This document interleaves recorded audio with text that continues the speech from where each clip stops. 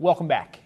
On New Year's Eve around 5:23 p.m., officers from the Western District responded for an assault and robbery that had just occurred near a Laurel convenience store. Joining us now with more information is Public Information Officer Justin Mulcahy with further details on the investigation in this week's Police Beat. Justin? Thanks, Eric. The 29-year-old male victim was located at the Extra Mart, located in the 3400 block of Laurel Fort Meade Road. That's Route 198 in Laurel. When officers arrived, they met with the victim, who had visible injuries to the head as well as the face. The victim advised that he was walking home after shopping when two males approached him from behind and struck him in the head with an unknown object. The two male suspects then removed cash and personal property from the victim before fleeing the area on foot. Several officers responded to search the area with the aid of a canine unit. They located a crime scene in the 100 block of Lauren Drive in Laurel, Maryland. The Arundel County Evidence Collection Unit processed the area, collected evidence from the crime scene. Now, a search for the suspects proved negative, and a canvass was done in an effort to locate any potential witnesses. The victim in this case was transported to Laurel Regional Hospital with non-life-threatening injuries. Suspect is being described as a black male wearing a black coat. No further information on that first suspect. The second suspect is being described as a black male with long dreads sticking up, and no further information on that suspect. Moving on now to our second incident. That took place on January 4th around 12:08 a.m. That's when officers from the Eastern District responded to a residence in the 7700 block of Outing Avenue in Pasadena in the Green Haven community for a reported shooting. The suspect called 911 to report that he had shot his landlord. When officers arrived, they located Harry Allen Wagner, age 57, of 7791 Outing Avenue in Pasadena, Maryland, deceased inside of the residence from apparent gunshot wounds. The suspect in this case, Neil Jesse Manning, age 40, of 7791 Outing Avenue in Pasadena, was on scene and surrendered to officers. The scene was secured, and detectives from the homicide unit responded to assume responsibility for this investigation. Now, detectives, they obtained a search warrant for the residence and conducted numerous interviews.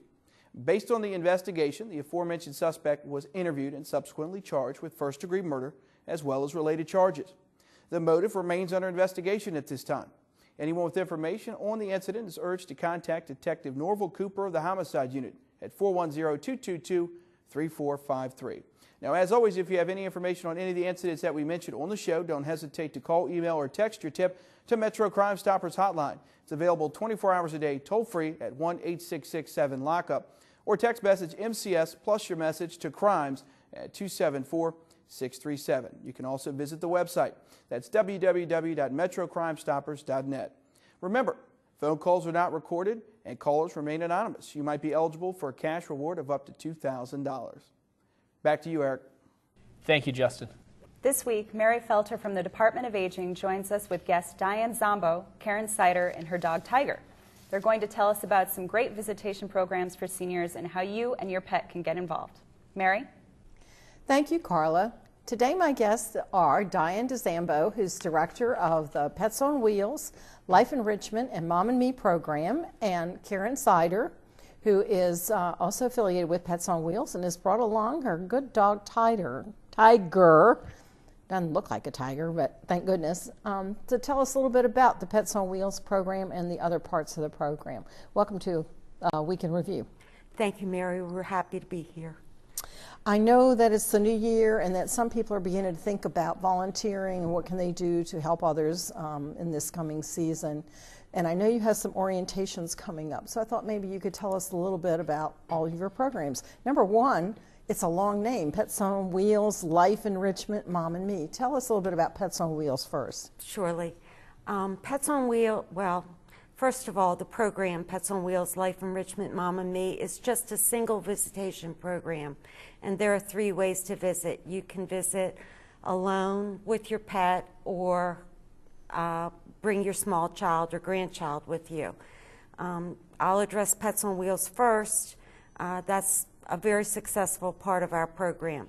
It's where our volunteers take their own pet to visit the elderly in long-term care facilities in our county. We also go to hospitals, hospices, other shelters, and other special daycare places for adults.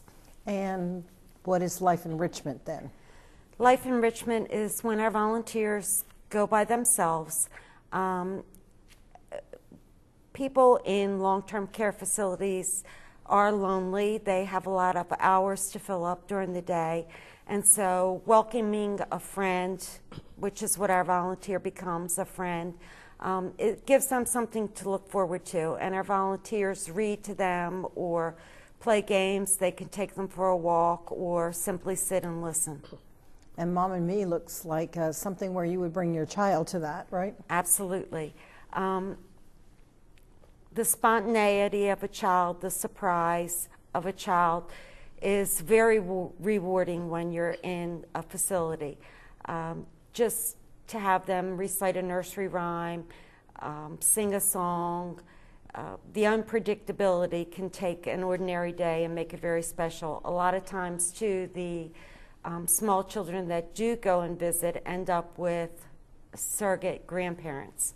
Oh, I should think that would be a lot of fun, not just for the grandparent, but for the children as well. Absolutely, yes. And Karen, I know that you've had some good experiences. You go and visit at Sunrise Assisted Living, I understand, with Tiger? Yes, in Severna Park. What kind of dog is Tiger? Tiger is a Beagle Whippet mix. He is 4 years old. He was a rescue dog from a local rescue group. His origins came from West Virginia. Mm-hmm. And he is just got the most wonderful personality, very lovable, very calm, as you can see. Right. The perfect dog to go visit. And how do the people react when they see him? The people at Sunrise love Tiger. The staff love him. Everybody loves him. As soon as I come in the door, they all start yelling, "The Tiger's here," and they all come over and they want to pet Tiger, and they want to encourage him to come sit in their laps or on the sofa with them or on the chair, and he just loves it. I mean, he just lays down, and I eventually have to pull him to get him to leave because he is just so comfortable there. Oh, Diane, what kind of pets do you have besides dogs? We have cats and dogs are the main group of our volunteers. We have a few other pets as well. Hamster, we had for a while a potbelly pig, but we mainly look for pets that are calm and allow they're social animals. They allow themselves to be approached and petted and loved by strangers. And what are the requirements that you have for volunteers then? Pets have to be calm. How about the volunteer? We look for volunteers who are friendly, who have life experience that they're willing to share, who are reliable and sensitive to the needs of the people that we visit. We ask that our volunteers participate in a training orientation program. It's just one session and it's about an hour. They attend that, and then we allow them to choose a place to visit from our list of over 75. Usually they'll choose a place that's near their home and then get them started visiting. When are your next orientations? The next each month we have a day and an evening orientation. The next would be February 1st at our Glen Burnie office, and the evening one would be February the 9th at the Pascal Senior Activity Center. If someone wants to volunteer or wants to have you come to visit, is there a phone number that you're giving people? Absolutely. 410-222-0738. We'll put you in touch with either Karen or myself, and we'll be happy to help you. And are you a county agency or are you independent? How do you work? Well, we're a nonprofit, and years ago when we first started in July of 1982, we were a pilot program, and we actually became part of the County Department of Aging and Disabilities. We're no longer part of that program because of budget cuts that happened over the years, but we are a registered nonprofit, and we do occupy space in the county building.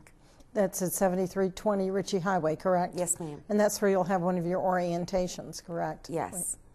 Right. And again, I'm going to ask that you repeat the phone number for people to call. It's 410-222-0738, and we'll be happy to hear from you. Thank you very much for coming on the program. And Tiger, we appreciate the opportunity to see you. And Karen, thank you very much for coming too. Thank you, Mary. Thank you. This is Mary Felter, Public Information Officer for the Anne Arundel County Department of Aging and Disabilities for Anne Arundel County Week in Review. Back to you, Carla. Thank you, Mary.